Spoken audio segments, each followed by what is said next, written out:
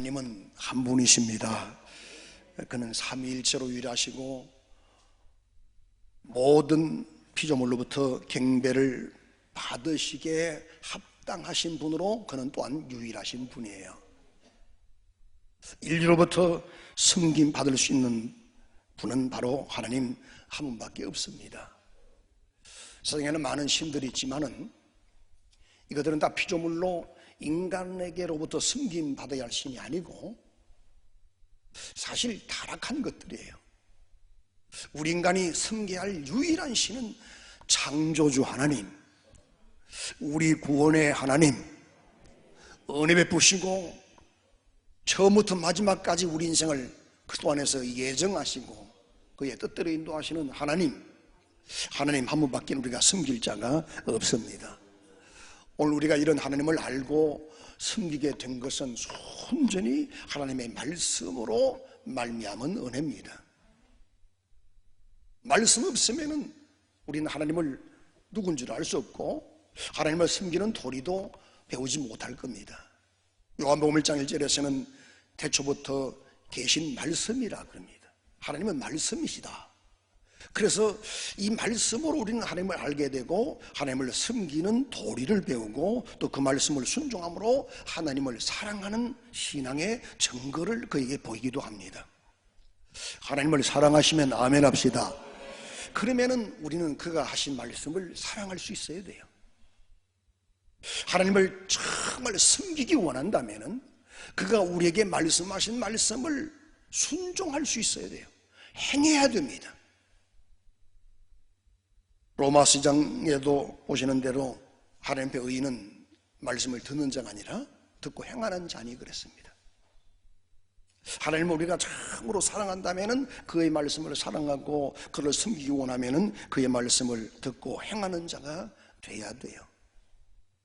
오늘 교회 안에 얼마나 많은 사람들이 말씀을 듣기만 하고 행하려고 하지 않습니다. 그들이 하나님께 나와 찾는 것은 위로입니다. 하나님의 위로, 사람의 위로, 이 땅의 부요, 형통한 것, 세상 사람들이 추구하는 것들이에요. 이것들은 사실 종교가 추구하는 거예요. 사람들이 종교심을 가지는 것은요, 사실 자기가 섬기는 대상으로부터 위로를 받으려고 해요. 조금 더 철학적으로 들어가면은 이 사람에게는 이 성품과 이 또 성격과 이 성질을 나누는데요, 이 성격이 못된 사람은 못된 성질이 나오고 못된 성품이 나타납니다. 근데 이것들을 어떤 인격적인 교양과 훈련을 통해서 잘 다듬어서 좀 이제 되어졌다 하고 칭찬하고 위로받으면 그런 위로를 목적으로 종교가 있기도 합니다.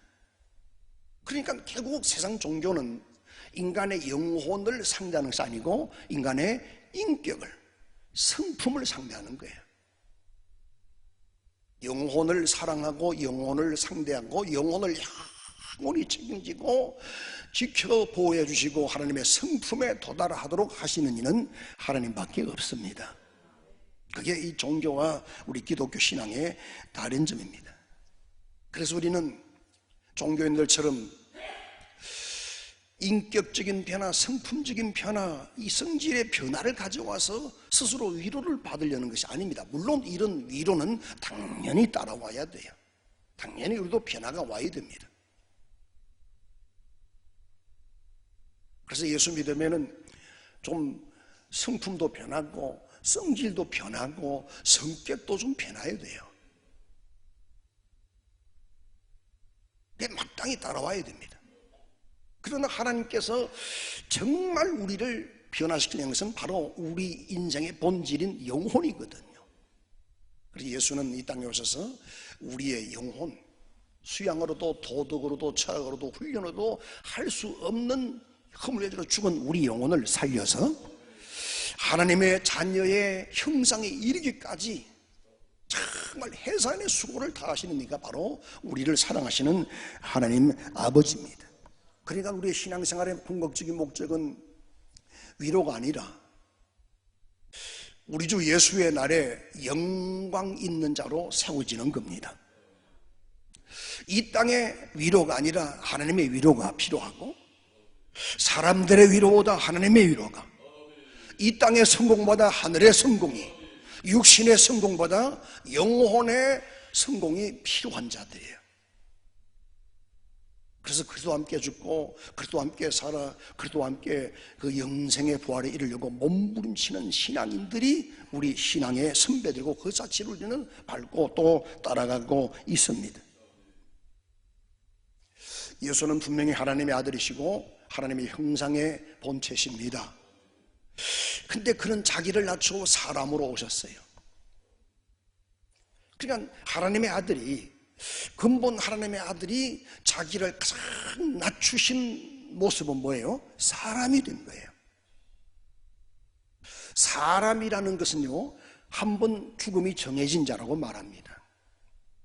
육체를 가지고 세상에 태어나는 사람치고 죽지 않을 수 없거든요. 그런데 하나님의 아들이 자기를 낮추고 사람의 형상으로 왔다는 말은 곧 죽음을 각오하고 왔다는 거예요. 죽기로 작정하고 오셔서 아버지를 죽기까지 순종하고, 아버지가 자기를 살려주지 아니하면 안 되는 사람처럼 완전히 자기를 낮추고 오신 겁니다. 그래서 그는 아버지를 섬겨서 죽기까지 복종하셨고, 아버지는 그런 죽기까지 복종한 그런 아들을 높여서 보좌에 앉히시고 성령을 주셔서 그가 이 땅에 오셨던 흔적, 죽으시기 전에 주신 살과 피를 가진 교회를 세워서 그의 몸된 교회도 그리스도 예수를 닮게 했습니다. 그러니까 하나님 아들이 육체로 와서 행하신 일이 뭐예요? 죽으시고 부활하심으로 하늘에 올라가 영광의 보좌에 앉으신 겁니다. 그러므로 그의 몸된 교회도 그의 죽음을 본받아 바울같이 함께 죽는 것이고, 그의 부활에 이르러 영광의 영생에 이르는 자가 되는 겁니다. 이것이 우리 신앙의 궁극적인 목적이에요. 위로가 아니라, 출세가 아니라, 성공이 아니라 정말 그리스도와 함께 죽고 그리스도와 함께 살아서 영생의 부활에 이르는, 그래서 영광의 그날에 하나님께로부터 면류관 얻고 상 받는 자가 되어지는 것, 이것이 바로 우리 믿는 자들의 소망입니다. 아멘입니까? 그렇다면 주님을 사랑하고 그가 우리에게 그렇게 이르도록 하시는 말씀을 사랑함으로 우리는 정말 소망 있는 자로 살아야 되고요, 그 말씀을 순종함으로 하나님을 섬기는 자의 모습을 우리에게 가지고 있어야 됩니다. 우리가 어떻게 하면은 하나님 말씀 앞에 하나님께 겸손할 수 있는가? 그것은 말씀을 잘 듣고 말씀을 많이 아는 신앙보다 말씀을 듣고 행하는 자가 되는 거예요. 말씀을 듣고 순종하는 자가 되는 겁니다. 예수님도 말씀했잖아요. 말씀을 듣고 행하지 않으면 그 집을 어디다 지었다? 모로 위에 집은 지은 사람 같다. 바람이 불고 이 뭡니까? 창수가 일어나면 다 무너진 흔적 없다는 거예요. 그러나 행하는 자는 반석 위에 자기 집을 지은 자 같으니 바람과 창수가 무너지지 않고 하나님께로부터 그 흔적이 남아 복을 받는다 그랬습니다. 그러니까 하나님 앞에 겸손한 신앙은 이번호만 아니라 정말 몸으로 삶으로 그 말씀을 순종하며 우리 생활이, 성품이, 성격이, 인격이 우리 주님을 닮아 말씀대로 다듬어져 가야 돼요. 저 사도행전 11장에 11절에 오면은 그런 말 있잖아요. 베레아 사람들은 데살로니가에 있는 사람보다 신사적이라. 하나님 말씀을 사모함으로 간절한 마음으로 받고 그 말씀이 그러한가요? 성경을 날마다 상고하니라 그랬습니다. 그러나 데살로니가 사람들은 안 그랬거든요. 바울이 선포하는 말이 자기들과 안 맞다고 반대하고 핍박도 하고 오히려 선동하고 죽이려고도 합니다. 그러나 베레아 사람들은 안 그랬거든요. 그 말씀을 간절한 마음으로 받아들이고 또 그 말씀이 사도들이 증거하는 말이라도 잘못 갈 수 있잖아요. 우리가 사도행전 읽었지만은 우리가 전하지 않는 예수, 우리가 전하지 않는 복음, 우리가 전하지 않는 성령을 전할 때는 왜 그리 잘 받아들이냐, 그렇게 말합니다. 그럼 초대교회로부터 다른 복음, 다른 예수, 다른 성령이 있었다고 고린도 후서 11장에서 말씀하잖아요. 그래서 갈라디아서에는 이런 복음을 전하는 자는 하늘에 내려온 천사라도 저주를 받아야 한다고 말합니다. 그런데 이 베레아 사람들은 신사적이다. 이 신사적이란 말은 경우가 있다, 경우가 바르다, 이 말이에요. 정말 경우가 있는 사람, 경우가 바른 사람. 그래서 그 말씀을 간절한 마음으로 받고 이제는 그 말씀을 또 그러한가? 그러면 바울 사도의 입으로, 디모데의 입으로 선포된 말씀이 성경적인가 하고 성경을 상고했다는 겁니다. 이건 바른 경우예요. 그러나 데살로니가 사람들은 안 그랬다는 거예요. 안 맞는다고, 자기 생각과 자기 주장과 자기 뜻과 안 맞는다고 반대하고 핍박하고, 유태인들이 예루살렘부터 내려와가지고 막 선동질을 해서 말씀을 드릉또 홀려보내게 만들고 바울을 위태하게 처하게 만들고 밤중에 야만 도주하게 만듭니다. 이건 신사적이 아니잖아요. 우리의 신앙은 하나님 앞에 정말 신사적인 경우가 바른 자가 돼서 그 하나님 말씀을 간절한 심령으로 아멘 아멘 받아야 돼요. 그냥 본문을 읽을 때 아멘 아멘 하고 그 말씀이 성령의 감동으로 여러분 신비에 팍 새겨져 버리면은 그냥 목사 설교는 얼마나 쉽겠어요. 뭐 딴 말을 있습니까? 이상 아멘 하고 가도 아우 은혜 충만합니다, 그래야 되잖아요. 아멘. 네. 얼마나 많은 사람들이 이단이나 사입이나 이단성을 가지고 있는 교회들도 또 보면은요, 주의 종은 무조건, 주의 종의 말은 무조건 신뢰하고 순종하고 복종하고 따라가야 된다. 이건 여러분 신앙 아닙니다. 우리의 신앙의 대상은 하나님, 우리의 신앙의 대상은 하나님의 말씀입니다. 베레아 사람들처럼 좀 경우가 있어가지고 신사적인 신앙이 돼서 이 말씀이 정말 성경적인가 대조도 할 수 있어야 되고 확인도 할 수 있어야 돼요. 왜? 자기 영혼을 위해서. 그러나 이 당의 개수들 보세요. 그 교주를 신처럼 숭배합니다. 개신교 속에서도 어떤 목회자들의 말을 오죽했으면 인분을 먹으라니까 또 인분을 퍼먹습니까? 성경에 그게 어디 있어요? 그건 신앙이 아니라 맹목적인 어리석고 미련한 신앙이에요. 우둔한 신앙이에요. 바울이 하는 말은요, 내가 내게 하나님 말씀을 전할 때 하나님의 말씀을 하나님 말씀으로 받으니 그러하다. 아멘. 이 말씀은 믿는 속에서 역사하느니라. 하나님의 말씀과 그 말씀을 해석해주는 메시지는 물론 동일합니다. 그래서 하나님 말씀을 가르치고 선포하고 증거하는 하나님의 종들을 존중하고 신뢰하는 것은 당연한 일이지만은, 그러나 그게 지나쳐서 오늘 여기도 보니까 뭐라고 말합니까? 1절로 4절까지 한번 읽읍시다. 너희 중 장로들에게 권하노니 나는 함께 장로된 자요 그도의 고난의 정인이요 나타날 영광에 참여할 자라. 너희 중에는 하나님의 양무리를 치되 억지로 하지 말고 하나님의 뜻을 따라 자원하라 하며 더러운 이득을 위하여 하지 말고 기꺼이 하며 맡은 자들에게 주전하는 자세를 하지 말고 양무리의 본이 되라. 그리하면 목자장이 나타나실 때에 시들지 아니하는 영광의 관을 얻으리라. 권위를 세워서 무조건 양들이 이 감독자를 따라오도록 하는 구절은 없습니다. 본이 되라.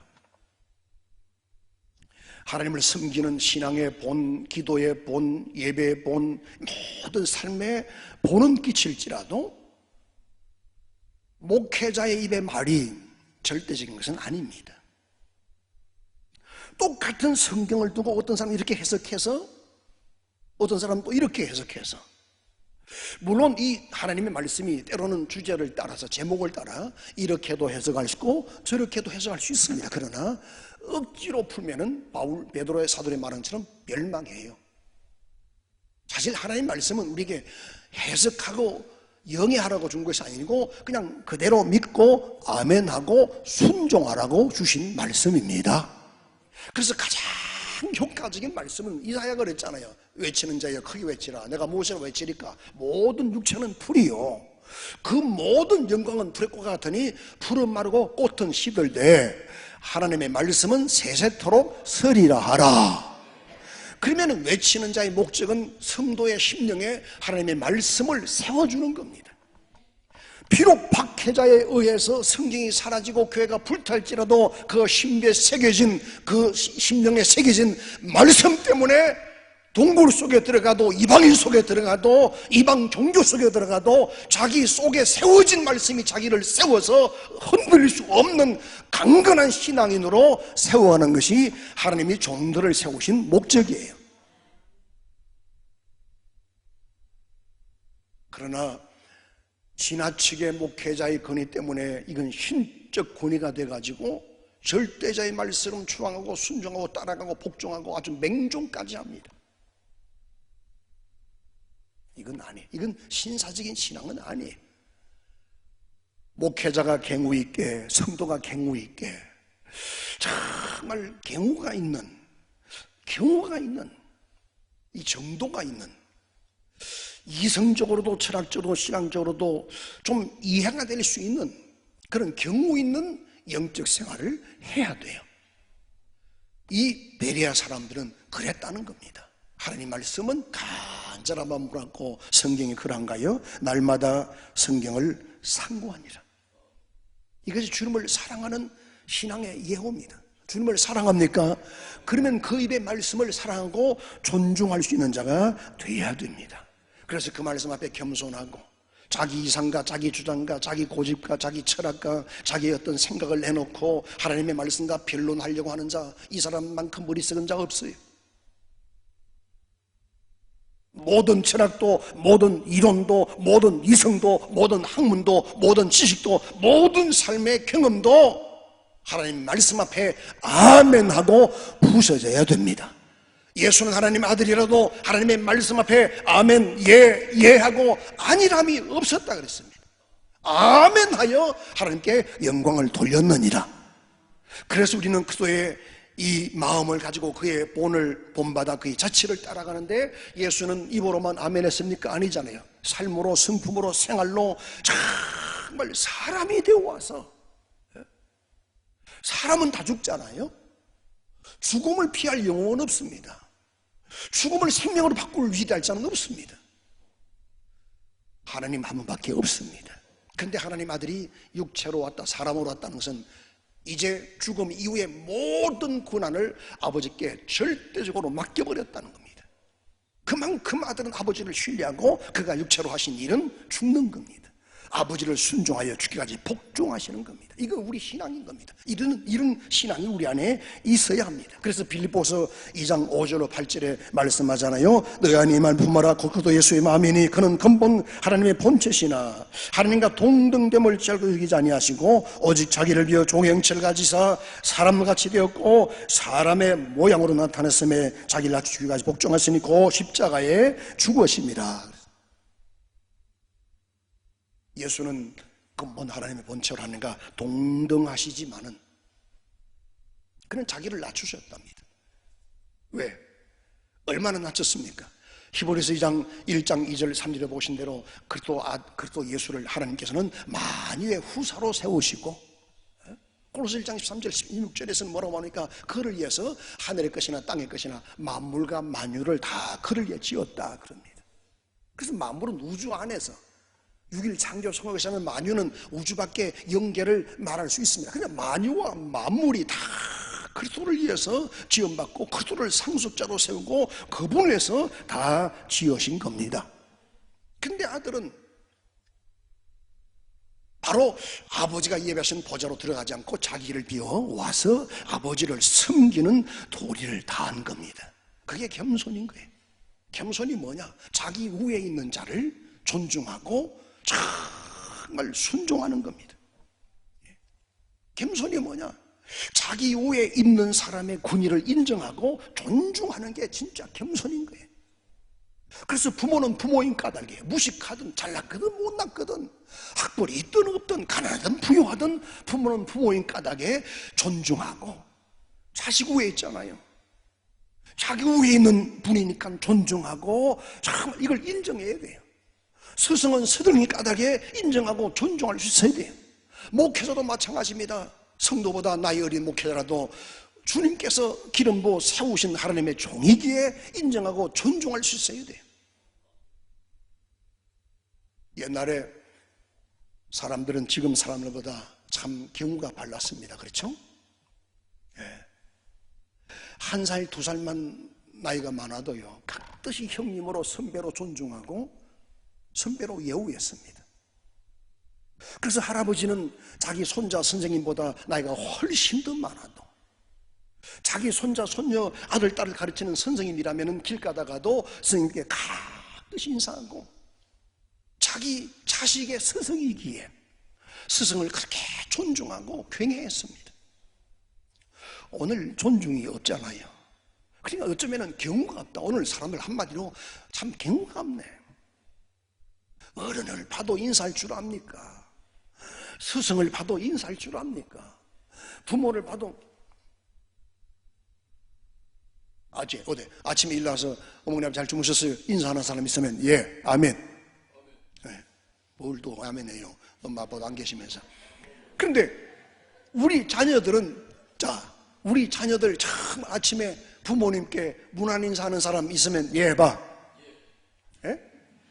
있어요? 우리 자녀 아침에 눈 뜨면은 부모님께 문안 인사하기를 바랍니다. 저녁에 잠자릴 때도 엄마 아빠 잘 주무세요.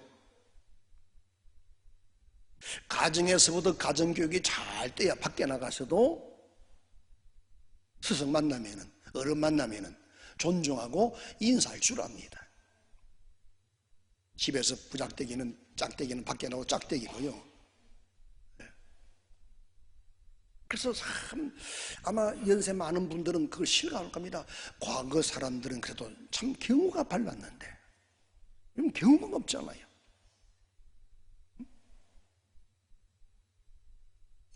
왕은 왕인 까닭에 존중할 줄 알아야 되고 부모는 부모인 까닭에 존중할 줄 알아야 되고 스승은 스승일 까닭에 인정하고 존중할 수 있어야 돼요. 그것이 바로 우리 믿는 사람들이 세상에서 보여줘야 할 하나의 본인 겁니다. 이것은 하나님 말씀하신 거예요. 하나님이 그렇게 말씀하신 거예요. 너희를 치는 인도자를 존중해라. 부득이함으로 하지 말고 억지로 하게 하지 말고 마음에 부담 주지 말고 즐거움으로 하게 하라. 그렇지만 너에게 유익이 없다. 하나님께서 우리에게 가르치고 말씀하신 말씀들을 순종함으로 정말 그리스도인으로서 예수의 마음을 본받아 겸손하기를 주의 이름으로 축원합니다. 고린도 후서 4장 4절에서 말씀한 대로 예수는 하나님의 형상입니다. 그는 자기를 비워왔습니다. 그게 겸손인 겁니다.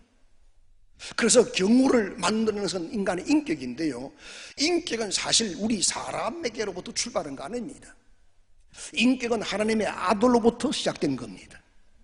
근본 하나님의 본체이시니까 자기를 놓쳐 아버지를 높이고 아버지를 존중하고 아버지를 순종하는 그것이 바로 인격의 시작이고, 그 인격을 가지시니까 우리에게 동일한 인격을 주신 거예요. 그래서 예수의 마음을 품는다고 하니까 마치 성령에 감동된 이것만 생각하지 말고 우리에게 있는 본래적인 인격이나 이런 것은요, 원래 신격입니다. 하나님의 아들로부터 시작된 거예요. 태초에 아담 하와로부터 시작된 것이 아니라 태초 이전에 홀로 자존하시던 그 하나님의 품속에서 아들이 자기를 비워 이 땅에 오심으로 보여준 것이 바로 진짜 낮은 자가 높은 자를 존중하고 인정하고 섬기는 그 인격의 본인 겁니다. 그래서 그 본을 끼쳐 우리로 따라오게 하셨다는 거예요. 할렐루야. 원래 하나님은요, 우리들 아신 대로 아들을 상속자로 세우고 그를 위해 만유를 지으셨습니다. 아멘. 누구를 상속자로 세우고? 근데 아들은 상속자가 되어 보좌로 안 들어가고 자기를 비워 이 땅에 오셨다고 그랬잖아요. 그런데 아들이 돌아가기까지는 아버지가 예비하신 하늘의 보좌에는 누구를 둔 겁니까? 여호와의 이름을 가진, 여호와의 이름을 칭하는, 여호와라 칭하는 천사를 두신 거예요.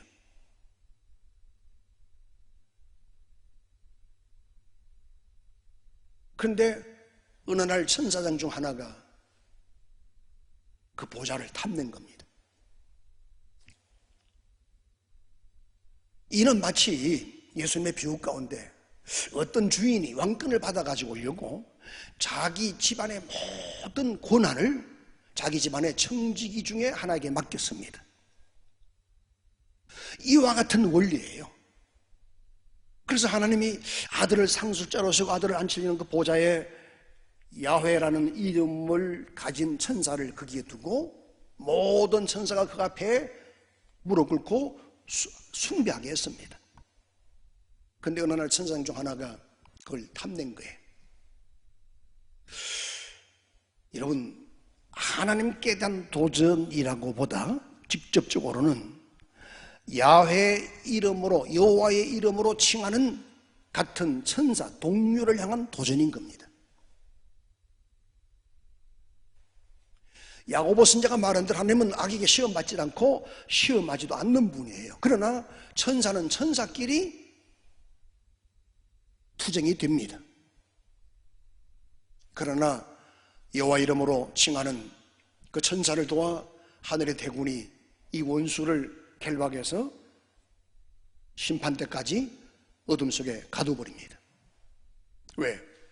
천사는, 여호와 이름을 가진 천사는 동일한 천사를 심판하거나 저주하고 지옥에 멸할 권세가 없거든요. 그래서 수방에서 가둬버리는 겁니다. 누가 옵니까? 하나님의 아들이 나타나신 것은 마귀의 일을 멸하려 하심이라. 그래서 그리스도가 오셔서 죽으시고 부활하심으로 이 하나님의 아들의 보좌를 넘본 이 원수를 심판해버립니다. 그럼 마귀는 이제 심판받은 타락한 천사로 야훼라는 이름을 가진 천사를 도전하다가 추방당했고, 그리스도 앞에 심판받은 자로, 계시록에 보시는 대로 그가 오시면은 처음에는 그를 잡아 1천년 동안 무정히 잠그지만은 최후 힘부터 심판 이후에는 영원한 불못에 던져버립니다.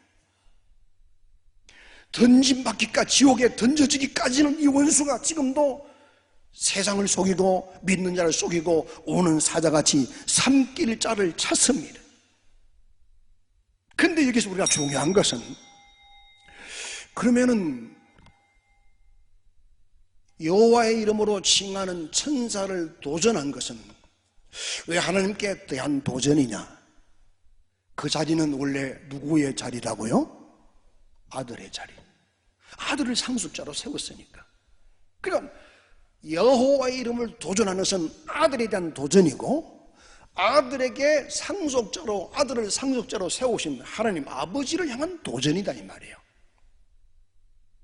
이 하나님의 질서를 파괴하는 것에 대한 도전은 구약 율법 안에서도 나타납니다.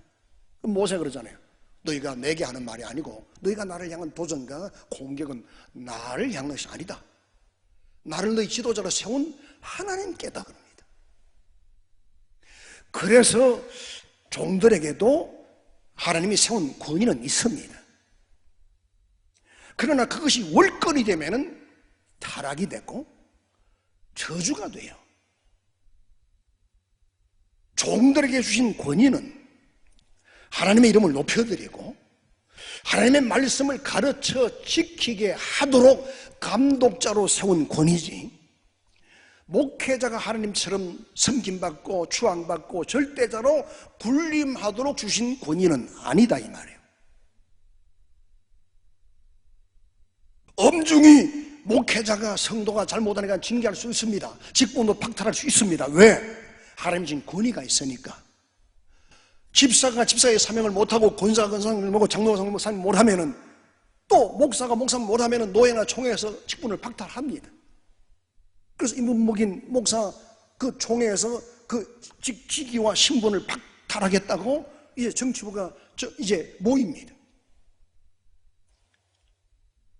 그러나 교회 안에서의 모든 질서는 하나님께서, 사도행전 1장에 보는 대로 하나님께서 자기 피로 산 교회를, 성령이 너희를 감독자로 삼고, 그래서 오늘 여기서 말씀하는 장로들이나 감독자나 똑같은 신분이에요. 감독자니까 성도의 신앙을 보고 잘한다 못한다 그것도 내 기준이 아니고, 목사가 왜 못 닦냐, 목사는 기도 너 안 하냐, 목사는 성경 너 안 하냐, 목사는 11절 너 안 하냐 하는 게 아니고, 하나님의 말씀을 가르쳐 지키게 하라, 예수님 성찬하면서 제자들에게 주신 권위이기 때문에 훈육도 하고 권면도 하고 꾸지람도 합니다.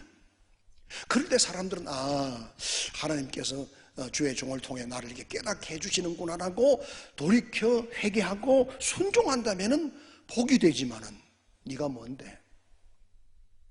이건 마치 뭐 같습니까? 야훼라는 여호와의 이름을 모신 천사를 또 다른 천사가 도전한다면은 천사끼리는 자기는 아마도 우리가 그리 생각할 수 있잖아요.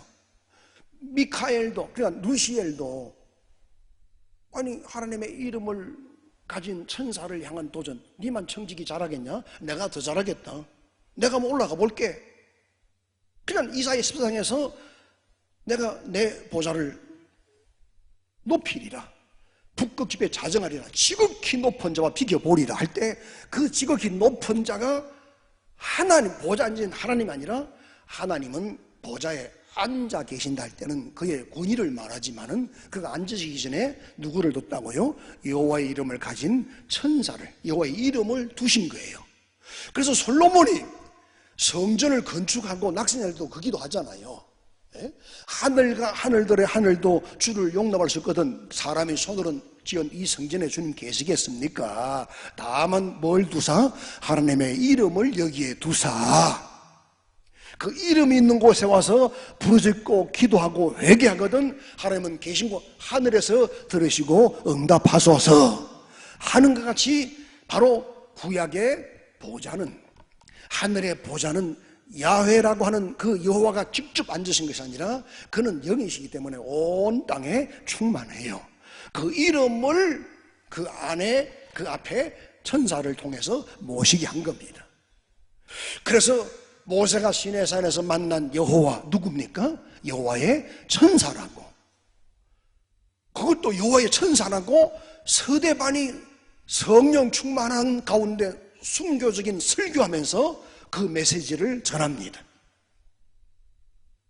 서대반이 천사로부터 들은 율법이라고, 율법은 천사로부터 선포된 것이라고 서대반 집사가 성령 충만한 안수 집사였는데, 이 사람이 이 진리를 가르치기 전에 이스라엘 백성들 중에는 아무도 여호와가, 여호와의 이름으로 나타난 천사라고 알지 못했어요. 그만합시다. 그러나 신약에 와서 이 놀라운 진리가 알려진 겁니다.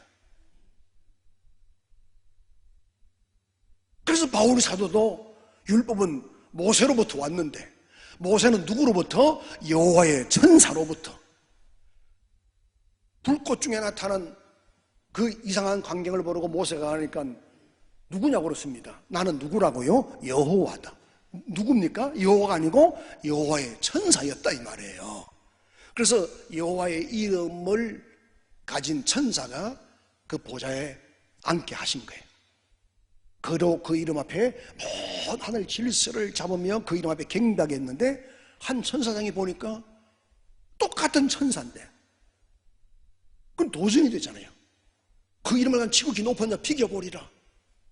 지극히 높은 자, 사실 직설적으로 하나님의 일하기보다 하나님의 이름을 가진 하나님의 천사입니다. 도전이 되죠. 하나님은 절대로 활활 타오르는 불에 종이 조각 몇 조각 던지자고 그 불이 뭐 꺼집니까? 물 한 방울 튀긴다고 꺼집니까? 아닙니다. 우리 하나님의 절대 권위는요, 하늘의 천사를 다 쓸어 대적한다 할지라도 그건 그냥 활활 타는 불에 물거품 한두 방울 떨어질 뿐입니다. 어떻게 하나님의 권위에 피조물이 도전합니까? 어떻게 하나님의 권위에 피조물이 반역을 합니까? 질서를 뒀지만 질서를 어지럽히고 도전할 때, 그러나 결국은 그 보좌의 주인은 아들을 상속자로 삼았는데, 감히 그 이름을 도전하는 것은 아들이 된 도전이요, 그 이름을 주신 하나님을 도전이기 때문에 이 천사는 대적이 되어서 결박되어 흑암 속으로 쫓겨나는 겁니다. 그래서 그리스도 오셔서 심판해버렸고, 최후에 그가 오시면은 계시록 이제 12장 이후부터 보면은 이놈이 완전히 파멸을 당하는 이유가 있습니다. 그 억울하니까 마지막 대환란을 일으켜서 인류를 파멸로, 경제수단을 통해서, 사실 오늘 보세요, 이상하게 무슨 홈쇼핑 보면은요, 뭐 프라다다 무슨 명품 가방들은 막 그냥 시간도 되기 전에 팡팡 날아갑니다. 예? 무슨 현대장에서 만든 차, 그 뭡니까, 펠리세이드 못 만들어 못 판대요. 줄을 섰답니다. 경제적으로 어렵다 하지만 있는 사람들은 아량곳하지 않습니다. 예? 여전히 잘 먹고 잘 살고 명품 찾아 쓰고 명품 찾아 사고, 그러면서 중내산에 대한민국이 다 뒤집어질까지 죽을 것 같이 막 사람들은 혼란에 빠집니다. 그래서 가만, 도대체 저 명품 사람들은 누구며 죽는 사람들은 누구냐? 그래서 사람들은 경제적으로 어려움을 당하니까 엄청 순환을 놨습니다. 그러니까 인간에게 경제는 취약적인 것이거든요. 이건 아킬레스 같습니다. 그러니까 마귀는 마지막에 14장에서 뭘 봐서 인간을 이제는 크레디트 카드가 아니라, 이런 신용카드가 아니라 바코드, 이제는 보세요, 또 뭐 QR 코드, 바코드가 더 진보된 겁니다. 그보다 진보된 것이 이제는 인간에게 이마나 포나 이마나 손바닥에 표를 새기면은 그 모든 것들이 자연스럽게 관리되고 건강까지 관리되고 주장당하고 하니까 얼마나 편한지 모릅니다. 그러나 마귀는 이런 편한 도구를 통해서 인간을 점점 정신적으로, 문화적으로, 행동적으로 병들게 만들어 자기 앞으로 끌려오게 만들고 마는 거예요. 아주 달콤합니다. 원숭이 잡는 방법이 뭐랍니까? 저 아프리카에서 그 밀림에서 원숭이 잡는 그 방법들이 그 큰 항아리 속에 맛있는 거 넣어놓고 입구를 조그맣게 만들어 놓습니다. 원숭이가 손을 간신히 쑤셔넣습니다. 맛있는 걸 한우큼 잡았습니다. 빼려니까 잡고 나서는 주먹이 되니까 빠져나올 수가 없는 거예요. 사람이 다가가서 움켜 잡은 것 때문에 놓아버리면 되는데, 놓지 못하고 그거 기어이 한 줌 맛있는 거 먹을 거라고 잡고 있어 구멍에 손을 빼지 못하고 그 함정을 만든 주인에게 끌려가 동물원으로, 애완용으로 팔려가고 고기로 먹는 겁니다. 우리 인간도 그렇습니다. 그거 하나 안 놓잖아요. 절대로 안 놓죠. 원숭이가 작은 아궁이에 손을 넣고 움켜 잡은 것처럼 얼마나 붙잡고 자기가 붙잡은 것을 안 누르고 몸부림을 칩니까? 그러니까 마귀는 이런 원리를 이용해서 인간을 점점, 보세요, 우리 중에 나도 마찬가지입니다. 내 아내, 아들, 내 전화번호 몇 개밖에 못 외웁니다. 옛날에 수첩 보니까 전화번호 수백 개 있는데 그래도 몇 페이지를 외웠거든요. 근데 지금은 안 쓰다 보니까 못 외워요. 내비 아니면은 길도 못 갑니다. 이게 바보가 되는 것 같아요. 점점 문화의 길들여져가 편리에 길들여져 가지고 결국은 표를 받게 만들어요. 그러다가 나중에는 편리주의로 가다가 나중에는 억지로 안 받으면은 매매를 못하게 만들고 강권 역사가 일어나고, 받고 난 다음에는 밤낮 쉬지 못하고 경배를 해야 되고, 경배 안 하면 죽이고, 이런 참혹한 때가 인류를 향해 다가오고 있습니다. 마귀 세상 임금입니다. 온 천하를 꿰는 자입니다. 우습습니까? 오늘 여기 본문에도 우는 사자같이 근신하라, 깨어라, 정신 좀 차리라는 겁니다. 정신 차리라. 너희 대적 마귀가. 여러분, 사람이요 정말 교만해지기는 쉬워도 겸손해지기는 정말 어렵습니다. 자기를 낮추어 겸손한 자리에 내려가서 자기 위에 있는 자를 인정하고 존중하는 이 마음을 가지는 것은요 정말 어렵습니다. 그러나 교만은 사탄의 마음이요 겸손은 그리스도 예수의 마음입니다. 교만은 사탄의 성품이요 악한 자의 영이요 겸손은 그리스도의 영이요 그리스도께서 역사하는 영입니다. 여러분은 교만한 마음을 먹고 사탄의 도구가 되어 파멸에 빠질 것입니까? 아니면은 겸손히 자기를 비워 겸손히 존중하고 인정하고 낮추어서 그리스도와 함께 쓰임받다가 영광에 이를 것입니까? 여러분이 선택할 일이에요. 왜 오늘 베드로 사도가 이건 이방인들에게 보내는 편지 아닙니다. 교회 안에 보내는 편지예요. 주님을 사랑하는 성도들에게 하는 말이에요. 그러므로 6절에 하나님의 능하신 손 아래서 겸손하라, 겸손하라, 겸손하라. 때가 되면 너희를 높이리라. 때가 되면 너희를 높이리라. 그리스도가 이 죄로 오셔서 하신 일은 아버지를 섬겨 자기를 낮춰버렸습니다. 놓아버렸습니다. 복종하고 죽기까지 순종해버렸습니다. 아버지가 그를 살렸습니다. 높였습니다. 이름을 주었습니다. 모든 무릎 그 앞에 꿇게 만들었습니다. 그리스도의 방법을 배워 정말 겸손하기를 축원합니다. 마귀의 능력은 교만입니다. 그러나 교만은 패망의 선봉이라고 가르쳤습니다. 예수의 능력은 겸손입니다. 마귀는 겸손한 자는 대적할 수 없어요. 마귀가 두려운 자는 겸손한 자입니다. 오늘 주보에도 실었습니다만은 뭐라고 말합니까? 루터가 정말 어거스틴이 지난 주간입니까? 이 겸손은 기독교의 정신이고 그리스도의 마음인 겁니다. 첫째도 겸손, 둘째도 겸손, 셋째도 겸손. 자기를 낮추어 겸손의 허리를 동일합니다. 아멘. 군인이 지금이야 뭐 허리 벨트지만은 그때 당시 군인들이 무슨 벨트가 있습니까? 그죠? 치마 같은 거 입었잖아요. 허리 벨트 안 하면은 싸우지도 못하고 걸음지도 못합니다. 다 드러나고 움직이도 못합니다. 마찬가지로 겸손의 허리를 동이라. 이 말은 겸손의 허리를 묶지 않고는 아무것도 하지 마라. 예? 겸손의 허리를 결박하고 일하라는 겁니다. 그러니까 마귀는 근신하라, 깨어라. 마귀가 너희 대적 마귀가 우는 사자지 삼킬 자를 찾는다. 마귀가 삼킬 자 누굴까? 겸손할 자? 아닙니다. 교만한 자입니다. 오만한 자입니다. 불순종하는 자입니다. 거역하는 자입니다. 이 원수로부터 공격의 대상이 되지 말고 그래도 예수의 마음을 가지고 정말 그냥 이 땅에 하나님 아들도 핍박받으시면 욕먹었는데 때리니까 맞잖아요. 차니까 침배 냄새나는 침을 뱉어도 그냥 그대로 주님은 그냥 당했었습니다.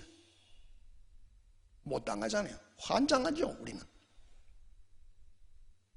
팍 튀어 용술처럼 막 튀어오르잖아요. 탁구 하듯이 막 그냥 어떻게 할 사람 그냥 넘겨버립니다. 그게 오늘 악한 자들이 발악하는 이 마지막 때입니다. 사랑하는 여러분, 겸손의 능력으로 허리를 동이고 믿음을 굳건히 하고 겸손함으로 마귀를 대적하기를 축원합니다. 모든 내 하나님 그리스도 안에서 너희를 부르사 자기의 영광에 들어가게 하실 이가 할렐루야. 잠깐 고난당한 너희를 친히 온전케 하시며 굳건하게 하시며 강하게 하시며 저를 견고하게 하시리라. 고마우신 하나님, 예수 성품을 닮아 겸손하기 원합니다. 정말 겸손하게 원합니다. 겸손하게 원합니다. 나보다 위에 있는 자를, 나보다 나이 많은 분을, 나보다 어른을, 나보다 스승을, 지도자를 정말 인정하고 존중할 수 있는 이런 겸손한 마음이 우리 안에 충만케 하옵소서. 어리석은 한 천사장은 여호와 이름을 가진 천사를 향한 도전이 하나님께 도전인 줄 몰랐을지 모릅니다. 우리도 또 그와 같습니다. 교회 안에서도 하나님께서 어떤 직분을 세울 때 자기 마음에 안 맞는 자라고, 자기가 투표 세운 자가 아니라고 멸시도 하고 공격도 하고 또 부정도 할 때 있습니다. 우리가 사탄에게 속을 때가 참 많습니다. 주여 속지 말게 하시고 그리스도 예수의 마음을 가지고 정신 차리고 근신해서 마귀의 공격 대상이 아니라 하나님이 찾아 은혜 베푸는 자 되게 하옵소서. 하나님이 은혜 베푸시는 자, 하나님이 사랑하시는 자, 하나님께서 최후의 영광에 간 씌우는 자들 되어지도록 우리를 겸손한 자 만들어 주소서. 겸손의 능력 주시기를 원하는 우리 주 예수의 은혜와 아들을 통하여 겸손이 무엇인가를 우리에게 알게 하시고 겸손한 영을 찾아내 주시고 소성케 하시는 하나님의 넘치는 사랑과 성령의 역사하심이 우리 모든 심령에 이제와 영원토록 함께 하실지어다. 아멘.